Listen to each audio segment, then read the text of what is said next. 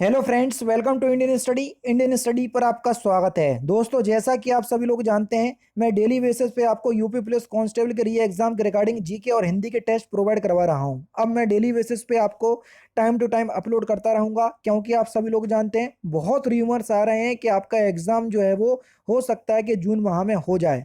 तो आप ये मान करके चलो कि अब बहुत पास आपका एग्जाम आ चुका है, क्योंकि भर्ती बोर्ड लगभग हर किसी सेंटर से अपनी सूची मांग रहा है कि कितने स्टूडेंट की क्षमता है, और नोडल अधिकारियों को भी जो है वो लेटर जा रहे हैं ताकि वो बिल्कुल जल्दी से यूपी पुलिस कांस्टेबल का ये एग्ज़ाम जो है वो ऑर्गेनाइज करवा पाएँ। तो इसी चीज़ को ध्यान में रखते हुए मैं आप लोगों के लिए प्रैक्टिस सेट लेकर के आया हूँ, और आप लोग वीडियो को एंड तक जरूर देखिएगा। पहला क्वेश्चन है कि नवंबर 2023 में भारतीय राष्ट्रीय भुगतान निगम यानी कि एनपीसीआई ने किसे यूपीआई सेफ्टी एम्बेसडर नियुक्त किया?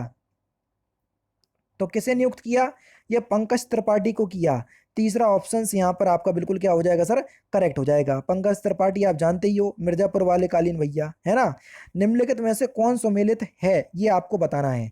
बखीरा वन्य जीव अभ्यारण्य उन्नाव में है, तो ये बिल्कुल ठीक है। ओखला पक्षी अभ्यारण्य ललितपुर में है। ओखला पक्षी अभ्यारण्य की बात करें ललितपुर, ये गलत है, मतलब इसमें सही सम्मिलित आपको बताना है। तो बखीरा वन्य जीव अभ्यारण्य जो है वो आपका उन्नाव में दे रहे हैं, तो उन्नाव में जो है वो आपका क्या हो जाएगा? ये गलत हो जाएगा, क्योंकि बखीरा वन्यजीव अभ्यारण्य जो है वो उत्तर प्रदेश के संत कबीर नगर में है। ठीक है। ओखला पक्षी अभ्यारण्य जो है ये आपका गौतम बुद्ध नगर में है।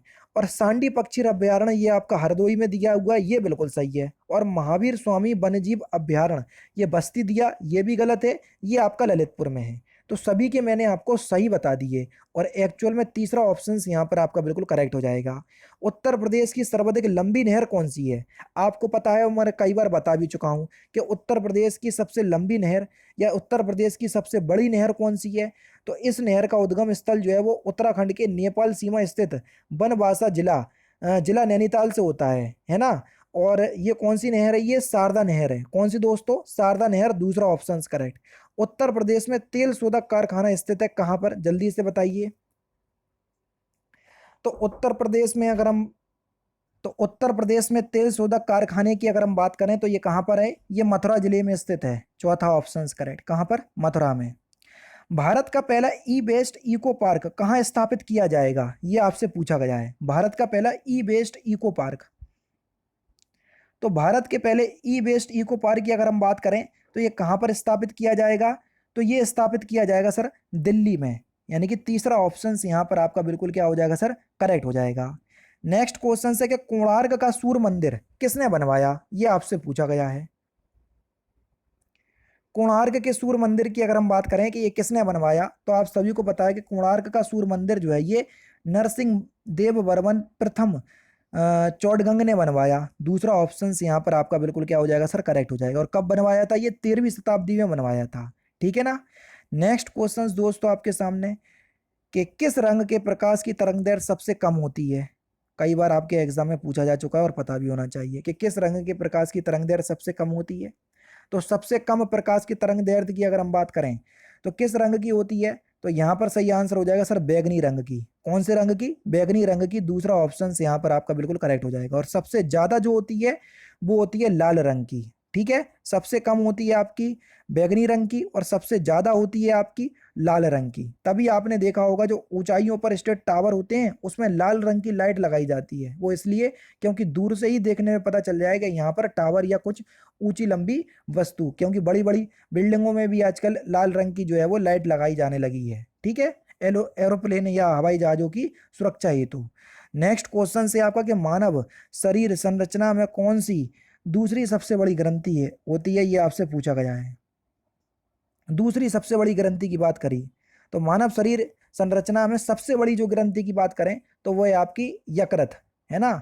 और दूसरी सबसे बड़ी ग्रंथि की अगर हम बात करें तो वो है आपकी अग्नाशय यानी कि पेनक्रियाज। दूसरी है अग्नाशय और पहली कौन सी है? यकृत। तो दोनों ही बता दी, याद रखिएगा। 18वीं शताब्दी या 18वीं उत्तर प्रदेश विधानसभा में कुल महिला सदस्यों की संख्या कितनी है? ये आपसे पूछा गया है। तो 2022 में निर्वाचित 18वीं उत्तर प्रदेश विधानसभा में कुल महिला सदस्यों की संख्या कितनी है?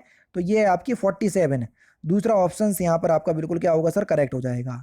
नेक्स्ट क्वेश्चन के धर्म आदि के आधार पर विभेद का प्रतिषेध, यानी कि भारत के संविधान का अनुच्छेद 15 एक मूल अधिकार है जिसे इसके अधीन वर्गीकृत किया जाएगा। किसके अधीन वर्गीकृत किया जाएगा, ये आपसे पूछा गया है। तो सही आंसर क्या हो जाएगा सर, समता के अधिकार के अधिकृत, यानी कि चौथा ऑप्शन यहाँ पर आपका बिल्कुल क्या हो जाएगा सर, करेक्ट हो जाएगा, है ना। क्योंकि आप सभी लोग जानते हैं कि समता या समानता का अधिकार जो है वो अनुच्छेद 14 और 18 के बीच में है, और अनुच्छेद 15 14 और 18 के बीच में आ रहा। तो आपसे यही पूछा गया था कि अनुच्छेद 15 जो है वो किसके अधीन जो है वो वर्गीकृत किया गया है, तो समानता के अधिकार के वर्गीकृत किया गया है, क्योंकि समानता का अधिकार 18 अनुच्छेद 14 से 18 के बीच होता है। उत्तर प्रदेश के किस शहर में पागल बाबा मंदिर स्थित है, यह आपसे पूछा गया है। तो पागल बाबा मंदिर उत्तर प्रदेश के वृंदावन में स्थित है। कहां पर, वृंदावन में, यानी कि इस क्वेश्चन का पहला ऑप्शन करेक्ट। यह जो मंदिर है ये 9 मंजिला मंदिर है। यह मंदिर उच्च गुणवत्ता वाले सफेद संगमरमर से निर्मित है।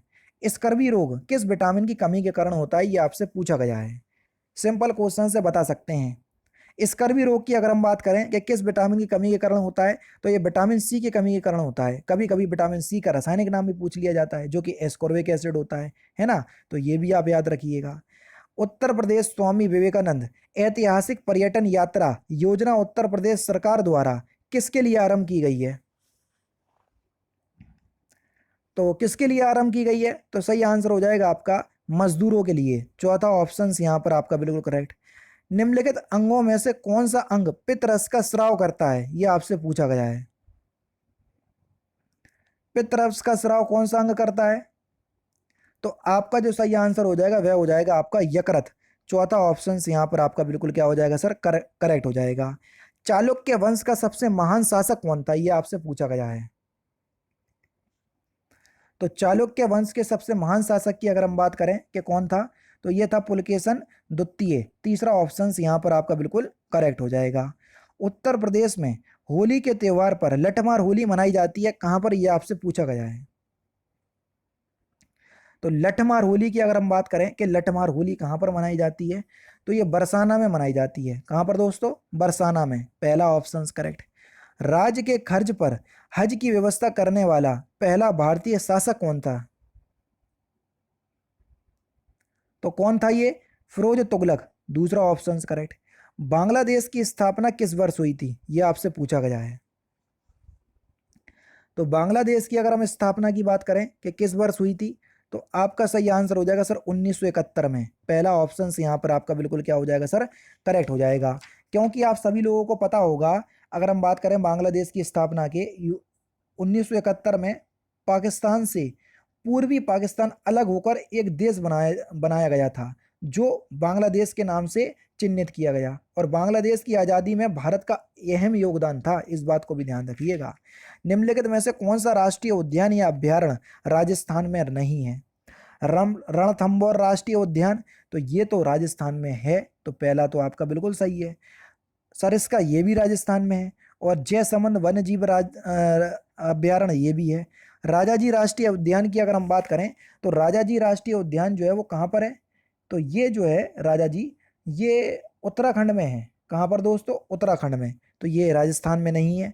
चौथा ऑप्शन बिल्कुल करेक्ट।